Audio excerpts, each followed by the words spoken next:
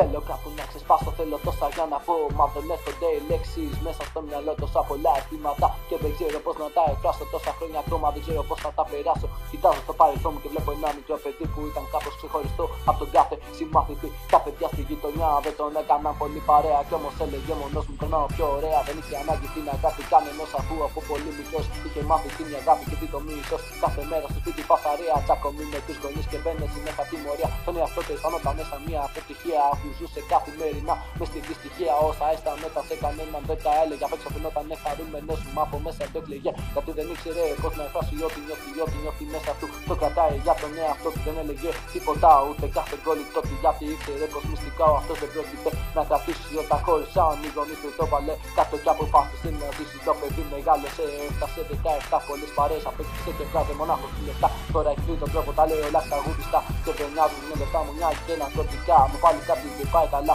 Από το σπίτι φεύγει, το δίνει αναφορά. Για το που πηγαίνει, κι αν πηγαίνει να κάνει ξανά τη διαφορά. Διαφορά, παιχνίδια του επιφυλάσσε η μοίρα. Και στο σπίτι κάθε μέρα έκλαιγε η μάνα κακομοίρα. Τα δαχτυλιά το πρόσωπό τη έτρεχαν πλημμύρα. Μία μέρα καθώς την έβλεπα να κλαίει. Τη έδωσα μια κάλπη κοιλία στο χέρι. Από τότε άλλαξαν τα πάντα και πλέον ζούσα μέσα στο περιστέρι. Το ξέρω πως δεν έχει σημασία αυτό. Απλώς να ξέρεις αναγκάστηκα να το πω. Τόσα πράγματα έχω κάνει ήδη και το παιδί που ανέφερα ακούει στο όνομα Χριστό Χαράλαμπίδη.